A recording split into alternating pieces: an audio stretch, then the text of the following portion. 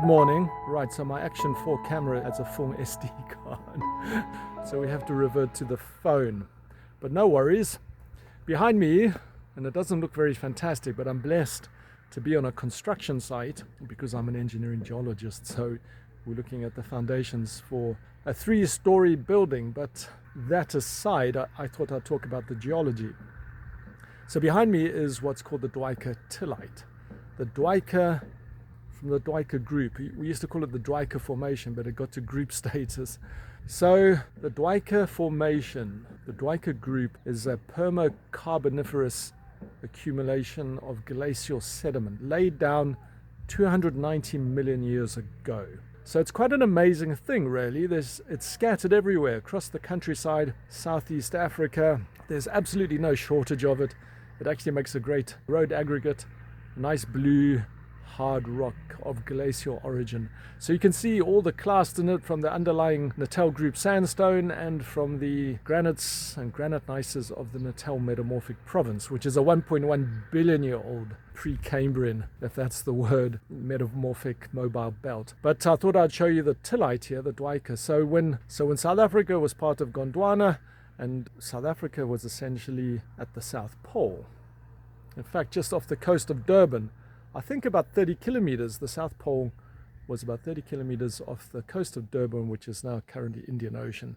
So this is way before the layout of the continents as we currently know it. So the supercontinent of Gondwana, glaciation taking place much like Antarctica today.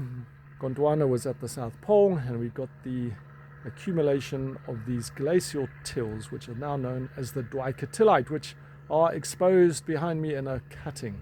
All right, so I'm going to reverse the camera, and then you can look at some of these amazing, there's down in Durban, there's a quarry there, and there's probably 120 meters of accumulation of this Dwight formation, this Dwight group. So it really is a phenomenal deposit, harking back 290 million years, the end of the Carboniferous, start of the Permian, 290 million year old glacial deposits. How cool is that, eh?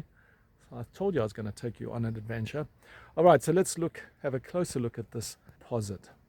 All right, so it's very highly weathered here, but you can see these little clasts, and I'm going to look for some bigger ones. So that immediately tells me, I've been looking at this stuff, I wouldn't say all my life, but here are some of the clasts that have been classed. When I say pebbles, remember, it's like a bulldozer grinding across the landscape. So it's ripping up all this material and grinding it up in the mill. Look at these little clasts here. Look at that lovely little stone. And if sometimes it all depends where it's been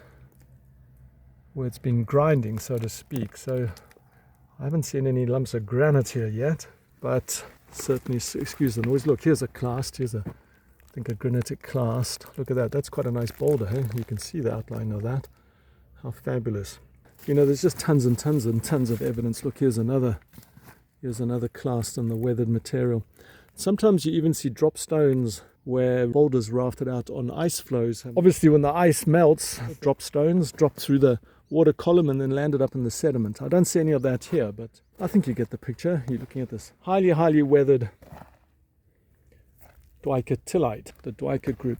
If you really want to see a fresher piece of this, you can come to the Dinosaur Park and the Rock and Sky Geo Center here in the Midlands. I'll put a coordinate for you. You can check that out. So I'm just walking across this messy site now. Here's a fresher lump of this tillite. Yeah, you can see the bluey grain. Look, it's drizzling a little bit here. I feel like I'm on a British site. So there's a little clast. There actually is a little bit of granite there now. And there's another little bit of granitic material. Let's roll this thing over. Oh, that's horrible. Not much to be seen there. But I think you get the picture, hey? You can actually see this material and its origin. I'll show you a picture of this horrible site, which has got nothing to do with the geology, so to speak, but thanks to, or by virtue of the fact that they've cut this platform for a building, we've actually been able to get access to an exposure of Dwight formation. Okay, so let's reverse the camera here. All right, so I'm back here. Happy to see a little bit of rain, in fact, because it's been hot, end of summer here, so we're all getting Trying not to get sunburn, doing our best, but that's an occupational hazard. It either seems to be tipping with rain or scorching hot. Okay, that's my little video done, and we'll see you on the next one. Welcome to Rock and Sky. All right, I'm signing out. Take care there. Bye.